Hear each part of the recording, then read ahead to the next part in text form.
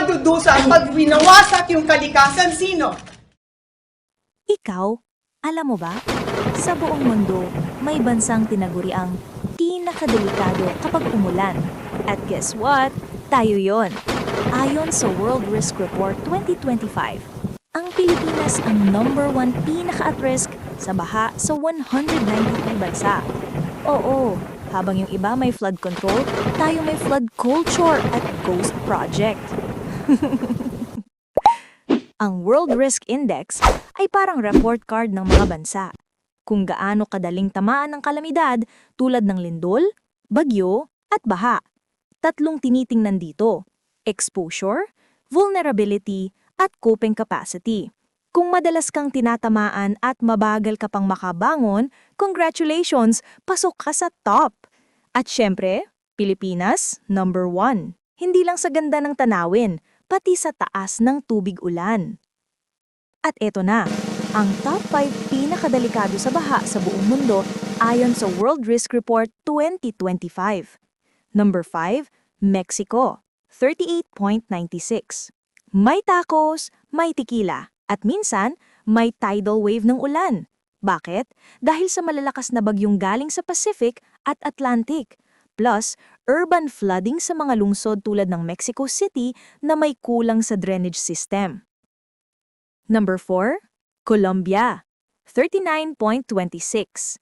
Kahit may Andes Mountains, tinatamaan pa rin ng malalakas na ulan. Ang problema nila, illegal logging at pagguho ng lupa sa mga bundok. Kapag umulan, diretsyong baha sa mga komunidad sa baba. Number 3, Indonesia. Parehong-pareho sa atin, archipelago. Maraming siyudad sa coastal areas. Dahil sa urban congestion, plastic waste, at deforestation, madalas bumabaha kahit konting ulan lang. Number 2, India, 40.73. Monsoon season ba? Parang tatlong buwang swimming class.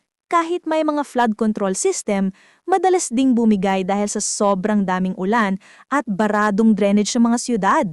Dagdag pa ang mabilis na urban development na walang sapat na water management plan, isang bagyo lang, buong siyudad parang swimming pool. Number 1, Pilipinas, walang tatalo. Bagyo dito, baha doon, at minsan, baha kahit walang ulan. Bakit? Kasi nasa gitna tayo ng Pacific Typhoon Belt. Maraming informal settlements sa flood-prone areas at kulang pa rin sa sustainable drainage at reforestation. Kaya kahit ambon, instant river ang kalsada. Bakit nga ba tayo laging number 1? Dahil kombinasyon ng kalikasan at kapabayaan. Oo, nasa lugar tayo na madalas daanan ng bagyo, pero kulang pa rin sa paghahanda, maayos na infrastruktura at matinong urban planning. May mga ilog na ginawang subdivision, bundok na ginawang kalsada, at mga proyektong dapat pang protektahan sa mamamayan, naging racket ng iilan. Mga politikong sakim sa pondo, kaya ang proyekto substandard o minsan multo lang sa papel. Kaya kahit ambon lang, parang Olympic swimming pool ang EDSA. At nitong nakaraan lang, tinamaan ng matinding baha ang Cebu, Palawan at Negros Occidental. Maraming nasawi, maraming nawalan ng tahanan. Lahat dahil sa Bagyong Tino. Kaya ang tanong, hanggang kailan tayo magtitiis sa mga lider na inuuna ang bulsaki sa bayan? Hindi kasalanan ng ulan ng baha, kundi ng maling pamamalakad at kapabayaan sa pagpapatupad ng mga proyekto. Kung may mananagot, dapat managot ang mga taong piniling manahimik habang lumulubog ang bayan. Pero hindi pa huli ang lahat.